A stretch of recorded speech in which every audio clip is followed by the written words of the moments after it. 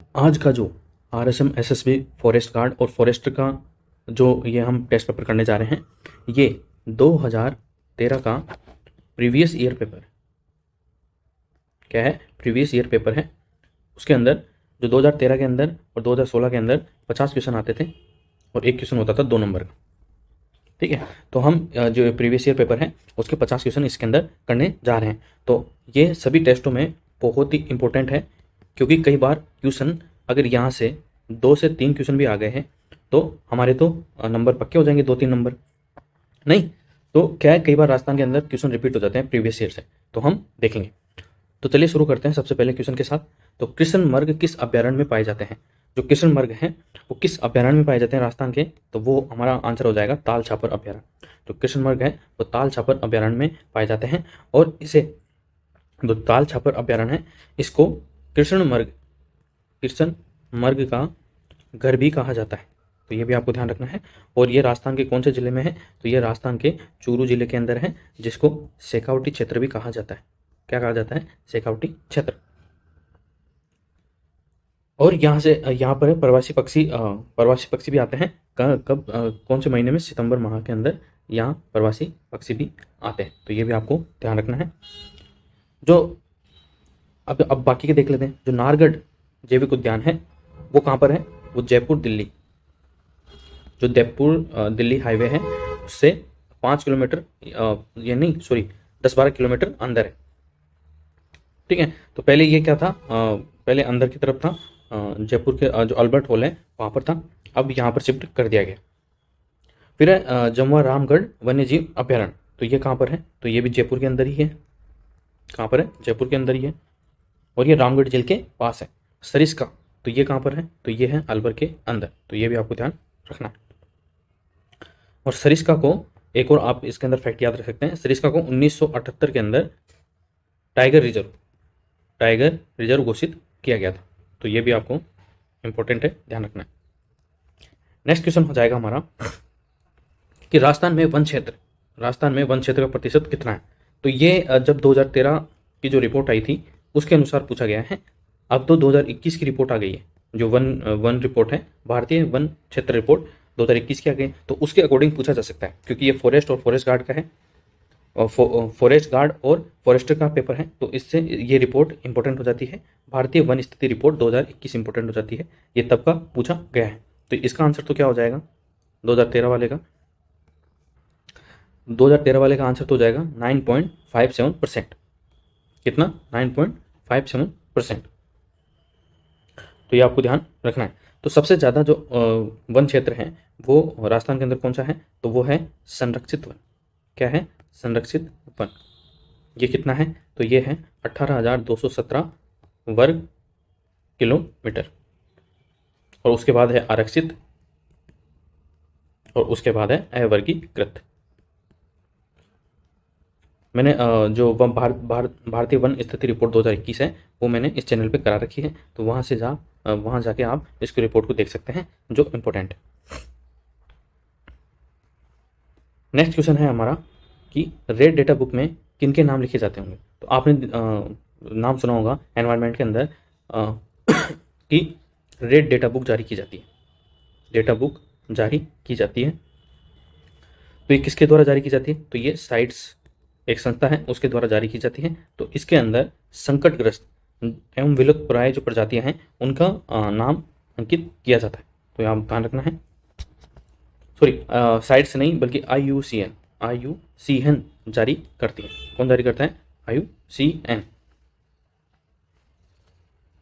तो ये संकटग्रस्त और विलुप्तप्राय प्रजातियों के नाम रेड डेटा बुक में दर्ज किए जाते हैं ताकि उनको संरक्षण प्रदान किया जा सके। और इसकी कितनी श्रेणियाँ होती हैं? संकटग्रस्त की 9 श्रेणियाँ होती हैं। 9 श्रेणियाँ कौन कौन सी होती है? एक तो अनाकलित होती है, आंकड़ों का अभाव, संकट मुक्त, संकट के निकट, असुरक्षित, संकटग्रस्त, घोर संकटग्रस्त, वन से विलुप्त और विलुप्त।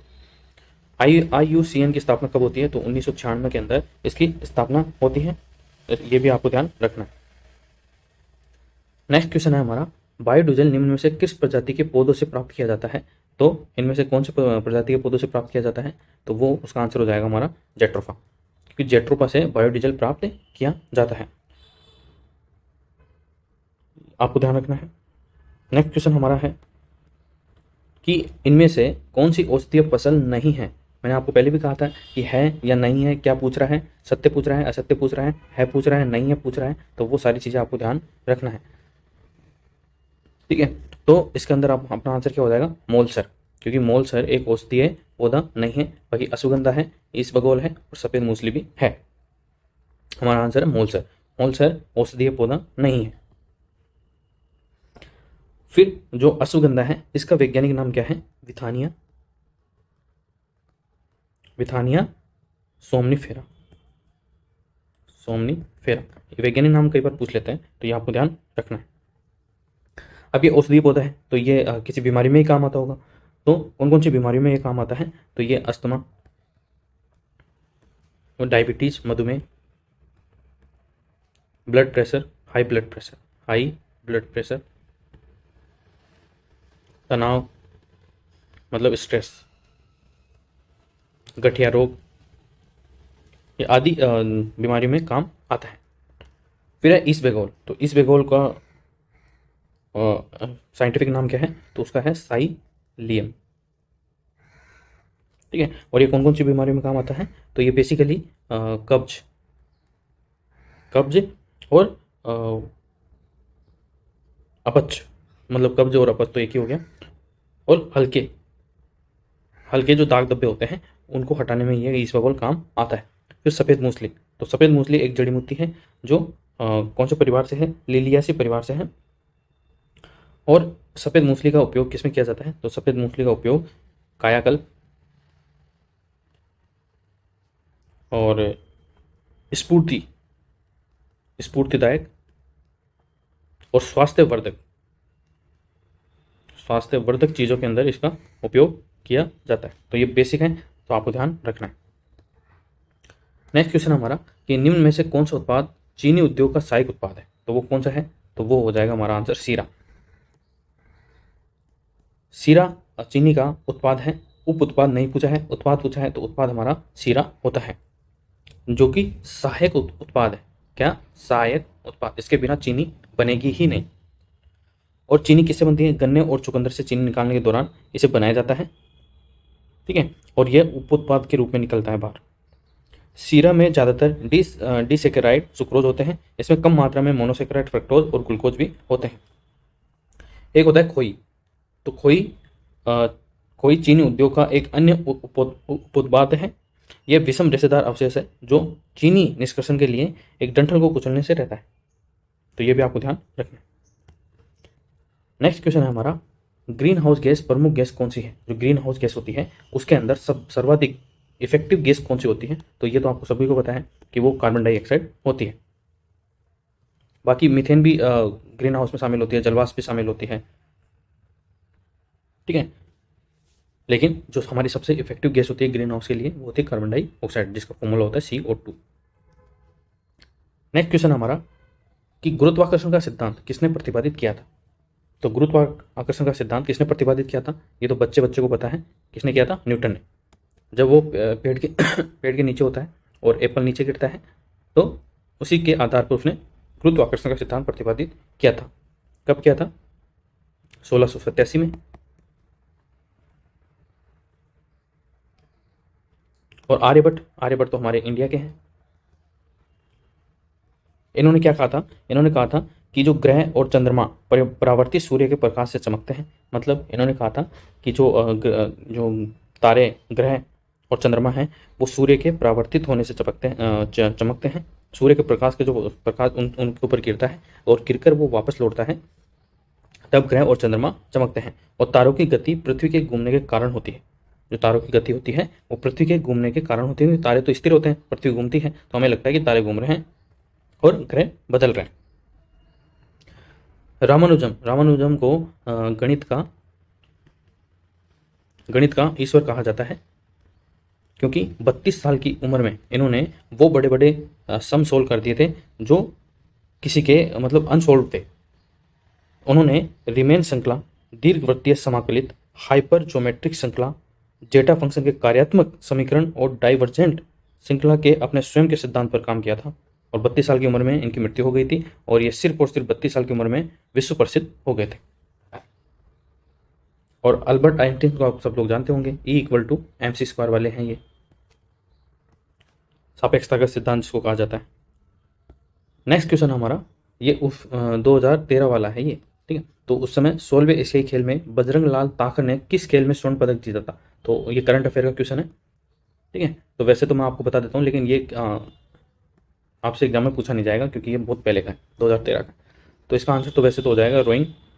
तो आप मुझे कमेंट बॉक्स में बताओगे कि रोइंग किस प्रकार का खेल है। नेक्स्ट क्वेश्चन हमारा, भारत की भाषाओं का उल्लेख संविधान की किस अनुसूची में है? तो ये तो बच्चे को पता है, पॉलिटी का क्वेश्चन है, और ये 8वीं अनुसूची के अंदर है। और कितनी भाषाओं का उल्लेख किया गया है? तो 22 भाषाओं का उल्लेख किया गया है। अब 22 भाषाएं कौन कौन सी है मैं आपको एक बार बता देता हूँ। असमिया है, बंगाली है, गुजराती है, हिंदी भी है, हिंदी है, कहीं हिंदी को भूल जाओ आप, हिंदी भी है, कन्नड़ है, कश्मीरी आपको ध्यान रखना है, कश्मीरी भी है,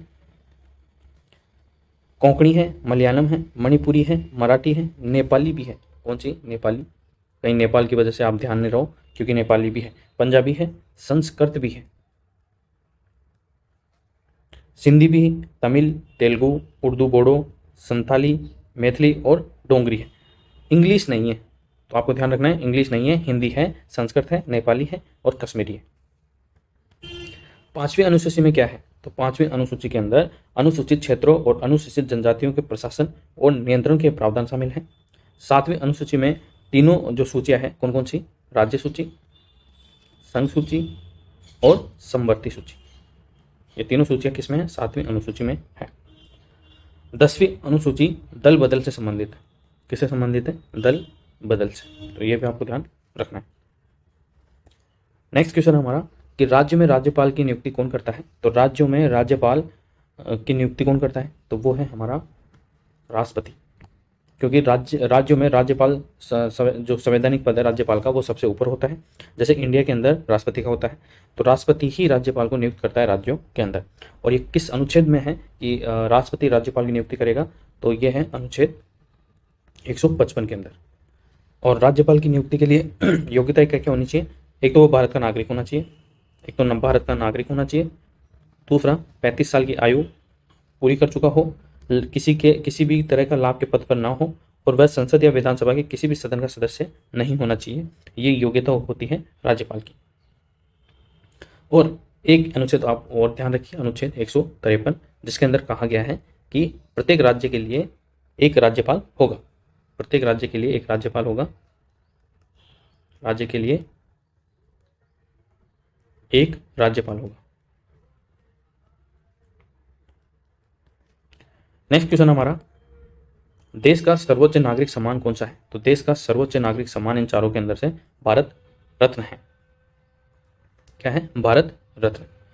इनकी शुरुआत कब से की गई थी? तो इसकी शुरुआत 1954 से की गई थी। जो जाति, व्यवसाय, पद या लिंग के भेद के बिना कोई भी व्यक्ति इन पुरस्कार के लिए पात्र है।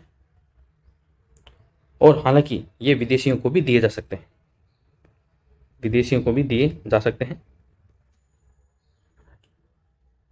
ठीक है।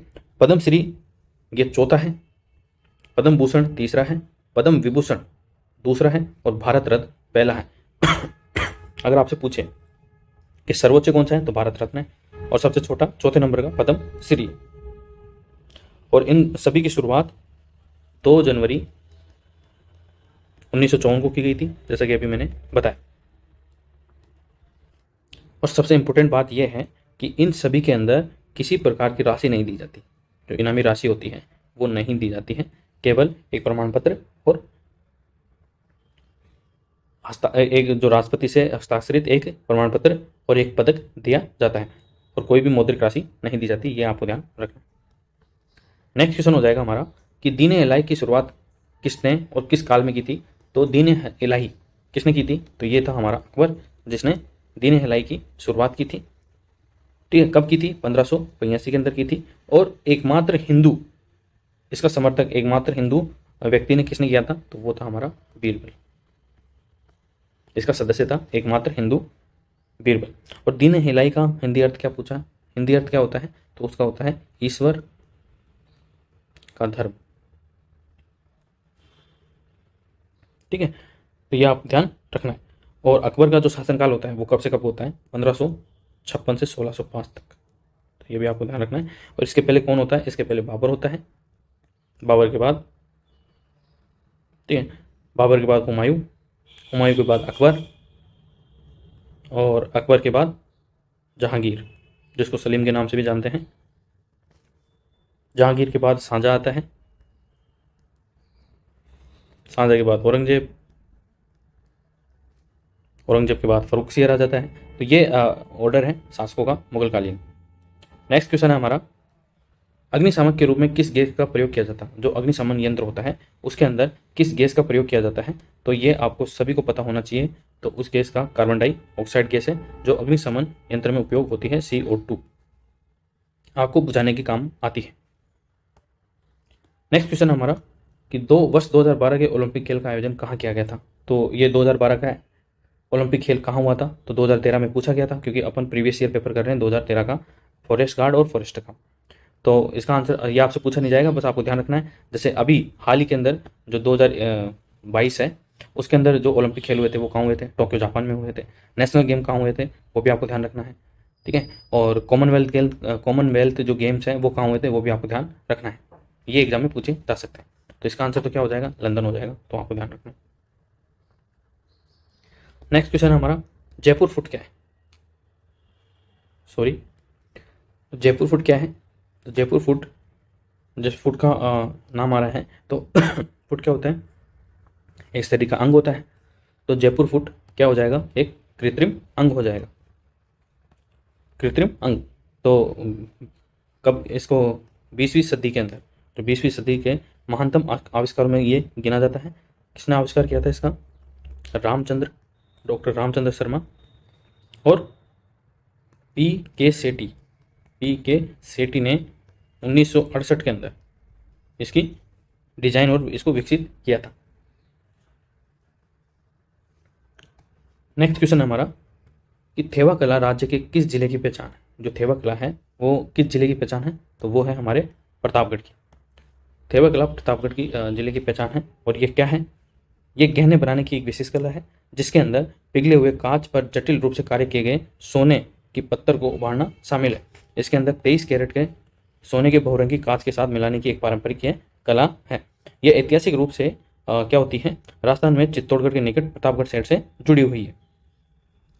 और 1775 के अंदर जो थेवा कला है उसको जो महारावल सावन सिंह थे उन्होंने मान्यता दे दी थी 1775 के अंदर।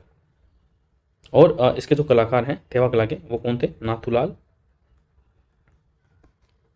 सोनी। और इनको जो महारावल सावन सिंह हैं उन्होंने भूमि भी उपहार में दी थी, ठीक है। और राज सोनी की उपाधि भी दी थी। राज सोनी मतलब जो राजा का संरक्षण में हो वो सोनी राज सोनी कहलाता है।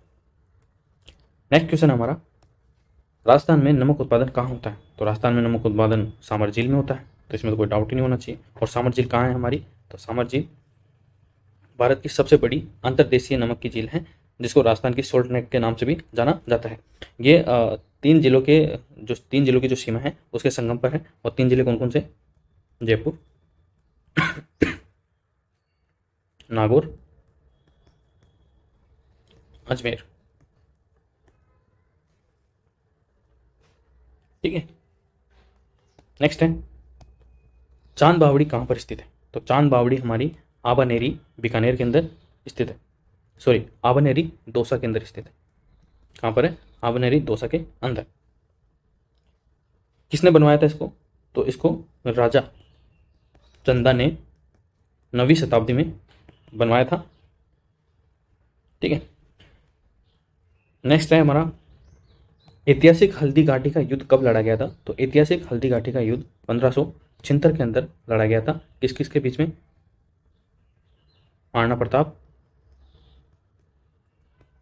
और अकबर की सेना के बीच। अकबर की सेना का नेतृत्व कौन कर रहा था? सवाई मान सिंह, ठीक है। तो ये कब होता है? तो ये 18 जून को होता है। कब होता है? 18 जून 1576 को होता है। यह घुड़सवार सेना और धनुधारियों के बीच लड़ा गया था जिनका समर्थन और नेतृत्व मेवाड़ के महाराणा प्रताप और आमेर के राजा मान सिंह प्रथम के नेतृत्व में मुगल सम्राट की सेना ने किया था। हालांकि युद्ध मेवाड़ की सेना की हार के साथ समाप्त हो गया था और जो महाराणा प्रताप थे उनको भील भीलों का समर्थन भी प्राप्त था। हल्दीघाटी अरावली जो पर्वत श्रृंखला है उसका एक क्षेत्र है जो राजस्थान के राजसमंद और पाली जिलों में पड़ता है।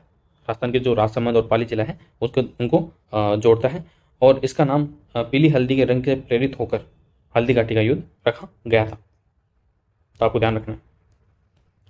नेक्स्ट क्वेश्चन है हमारा, देश की पहली रेलगाड़ी 1853 में कहाँ चलाई गई थी? तो देश की पहली रेलगाड़ी मुंबई से थाने चलाई गई थी। कहाँ? मुंबई से थाने चलाई गई थी।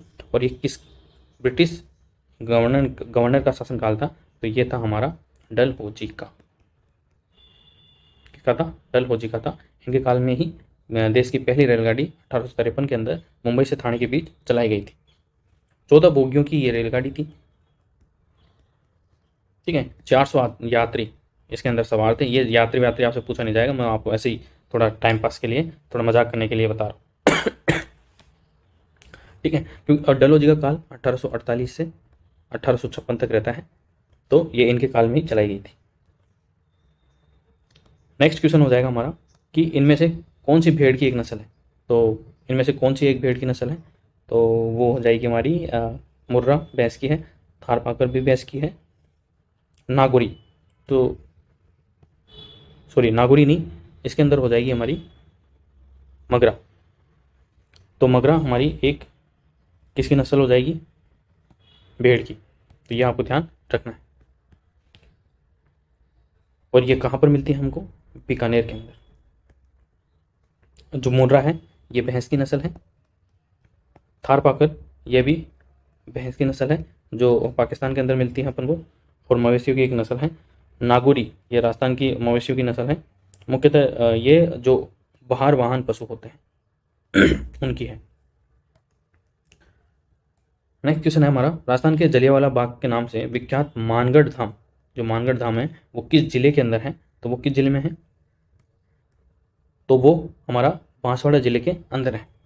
अब जो राजस्थान का जो जलियांवाला बाग है वो किस आंदोलन के समय हुआ था? तो जो भगत आंदोलन था, भगत आंदोलन था, उसके समय ये कांड हुआ था। कब हुआ था? ये 1913 के अंदर हुआ था, 17 नवंबर 1913 के अंदर। ठीक है, नेक्स्ट क्वेश्चन हमारा, राजस्थान में स्थापित भारतीय प्रौद्योगिकी संस्थान आईआईटी कहाँ पर है? तो राजस्थान के अंदर आईआईटी कहाँ पर है? तो वो हमारा आईआईटी जोधपुर है। इसकी स्थापना कब होती है? तो इसकी स्थापना होती है 2008 के अंदर। अढ़ाई दिन का झोपड़ा, अढ़ाई दिन का झोपड़ा कहाँ पर है? तो अढ़ाई दिन का झोपड़ा अजमेर के अंदर है। और इसको अढ़ाई दिन का झोपड़ा क्यों कहा जाता है? क्योंकि मोहम्मद गोरी के आदेश से इसको 2.5 दिन में बनाने का आदेश दिया गया था, इस वजह से इसको अढ़ाई दिन का झोपड़ा कहा जाता है। नेक्स्ट क्वेश्चन है, प्रसिद्ध वन्य जीव विशेषज्ञ जिन्हें प्रदेश के टाइगर मैन के नाम से जाना जाता है, तो ये तो सभी को पता है, कैलाश सांकला को जाना जाता है। कैलाश सांकला को टाइगर मैन के नाम से जाना जाता है। राजेंद्र सिंह को जलमैन वाटरमैन के नाम से जाना जाता है। और जो फतेह सिंह राठौड़ है उनको बाघ गुरु के नाम से जाना जाता है। और वाल्मीकि थापर को क्या? टाइगर फायर के लेखक हैं ये वाल्मीकि थापर, और उन्होंने जंगली बाघों के साथ काम करते हुए लगभग 40 साल बिताए हैं। तो टाइगर फायर के लेखक कौन है? वाल्मीकि थापर है। फतेह सिंह राठौड़ को बाघ गुरु के रूप में स्वीकार किया गया है, तो इनको ध्यान रखना है। बनी ठनी चित्रशैली किस क्षेत्र से संबंधित है? जो बनी ठनी तो हमारी किशनगढ़ क्षेत्र से संबंधित है। और ये किशनगढ़ कहाँ पड़ता है? तो ये अजमेर के पास पड़ता है। बनी ठनी मारवाड़ स्कूल किशनगढ़ से निहाल चंद द्वारा भारतीय लघु चित्रकला को संदर्भित करती है। तो किसके द्वारा बनाई गई थी बनी ठनी? किसके द्वारा? निहाल चंद के द्वारा।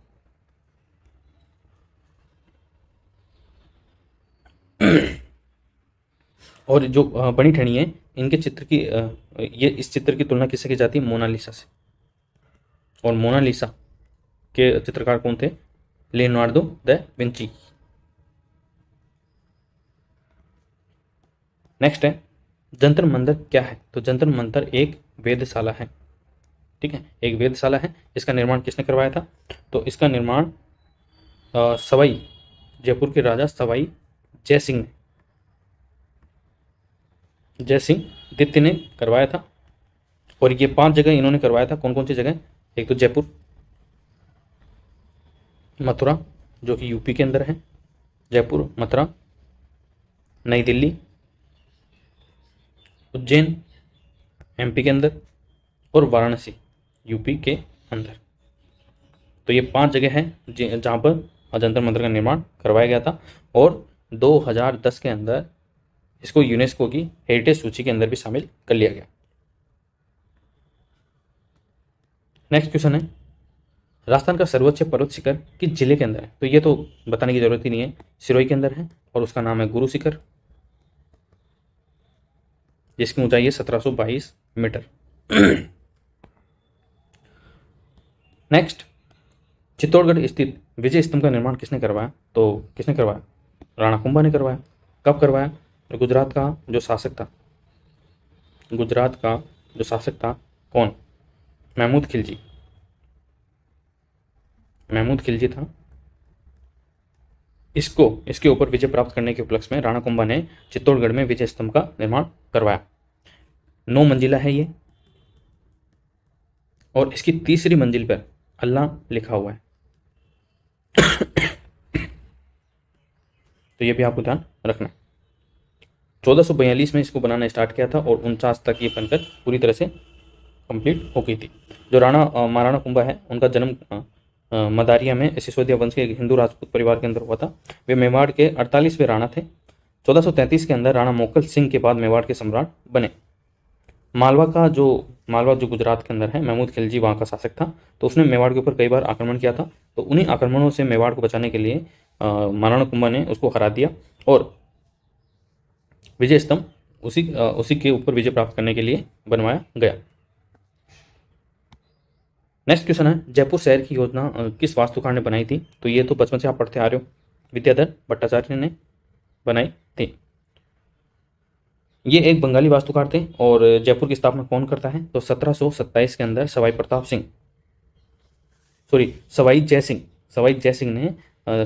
सिंह द्वितीय ने की थी, और जिनके नाम पर यह जयपुर नाम पड़ा।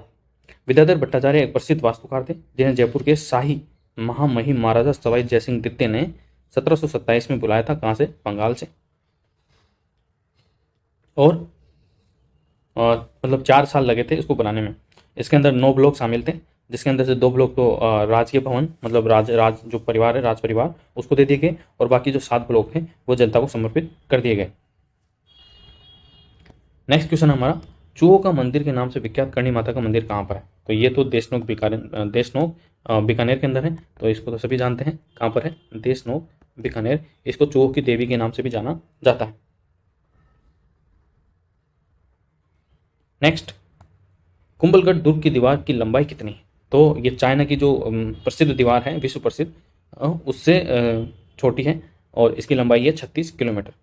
तो ये दुनिया की दूसरी सबसे बड़ी दीवार है, चाइना की दीवार के बाद। इसका निर्माण 15वीं शताब्दी में किसने करवाया था? राणा कुंभा ने करवाया था, उदयपुर राजस्थान में। कहाँ पर? उदयपुर के अंदर करवाया था। और यहाँ पर महाराणा प्रताप का जन्म भी हुआ था।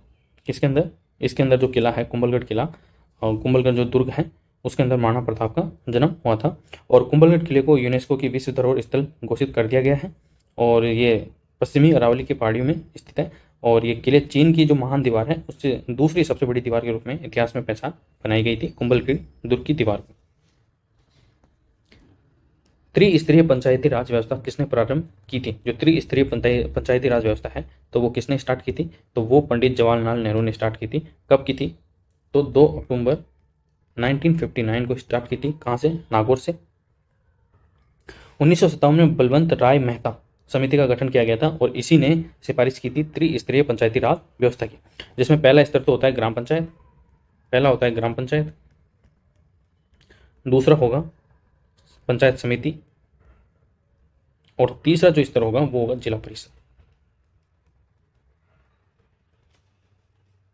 और 73वें संविधान संशोधन 1992 के तहत जो पंचायती राज व्यवस्था है, भाग 9 शामिल किया गया। 73वां संविधान संशोधन 1992 भाग 9।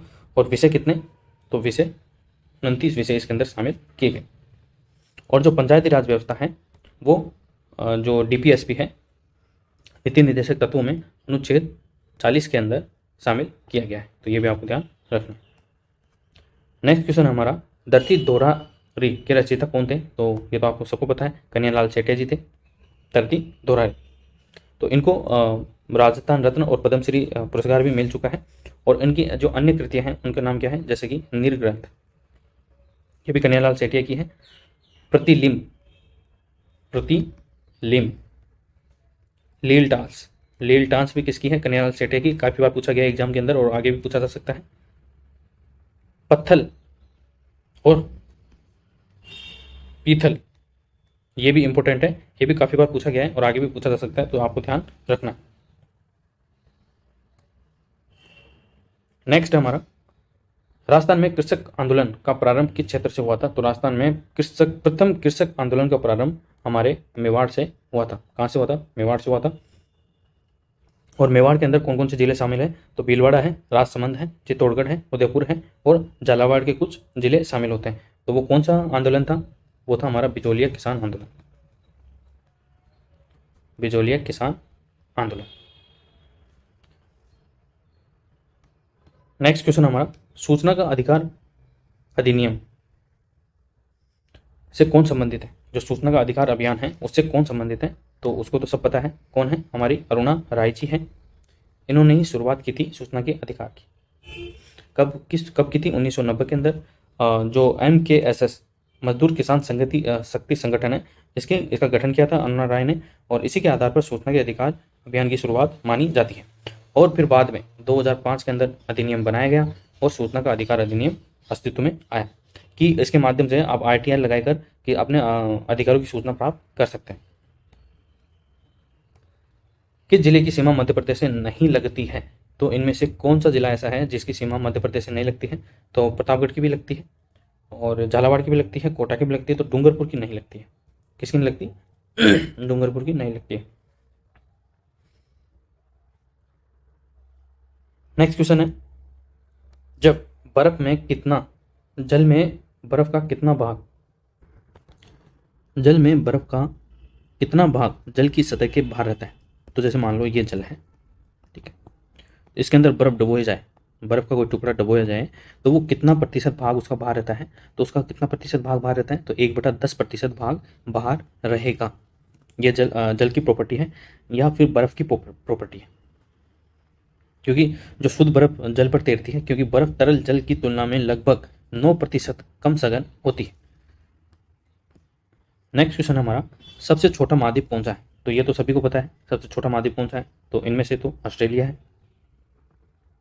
और टोटल महाद्वीप कितने हैं, तो हमारा टोटल महाद्वीप 7 महाद्वीप है। कौन कौन से हैं, तो एशिया, अफ्रीका, अंटार्कटिका, ऑस्ट्रेलिया या ओशिनिया और यूरोप, उत्तरी अमेरिका और दक्षिणी अमेरिका, तो ये टोटल 7 महाद्वीप है। नेक्स्ट है, हाल ही में राजस्थान के किस जिले में नर्मदा नदी का जो जल है उस नहर से लाया गया है, तो ये 2013 का करंट अफेयर है, जो उस समय का करंट अफेयर है, तो ये आपसे पूछा नहीं जाएगा, फिर भी मैं इसका आंसर आपको बता देता हूँ। तो वो है उसका आंसर हो जाएगा हमारा जालोर। क्या हो जाएगा, जालोर। गागरोन का किला किस नदी के किनारे स्थित है, तो गागरोन का किला है वो काली सिंध नदी के ऊपर किनारे पर स्थित है। और काली सिंध नदी कहाँ पर है, तो वो है झालावाड़ के अंदर। कहाँ पर है, झालावाड़ के अंदर। गागरोन के किले का निर्माण कौन करवाता है, तो राजा बीजल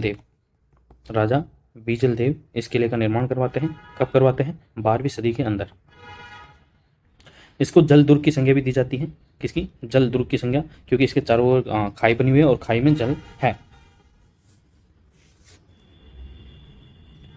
नेक्स्ट क्वेश्चन है, भारत की मौद्रिक नीति कौन बनाता है, तो ये तो आपको पता है, भारत की जो मौद्रिक नीति है हर 2 महीने के अंदर बनती है, और कौन बनाता है, RBI बनाता है, भारतीय रिजर्व बैंक बनाता है। नेक्स्ट क्वेश्चन है, ये रीजनिंग के हैं, ठीक है, तो देख लेते हैं। 2013 में रीजनिंग भी आती थी। यदि टाइगर को REGIT लिखा जाता है तो इसको क्या लिखा जाएगा? तो टाइगर का उल्टा कर दिया तो इसको भी उल्टा कर देंगे, तो उल्टा कर देंगे तो IHS AUQ, तो इसका आंसर हो जाएगा सेकेंड। नेक्स्ट क्वेश्चन है, one word for all knowing would be, मतलब वह जो सभी कुछ जानता है उसको बोलते हैं ओमनिस्किंट। क्या बोलते हैं? Omniscient. One who has allegiance in religion is suitable for, मतलब वह जो एलिजियंस रखता है धर्म के अंदर उसको बोलते हैं डिवोट। ये थोड़े मैथ के क्वेश्चन हैं जो RSM SSB के अंदर पूछे जाएंगे आपसे।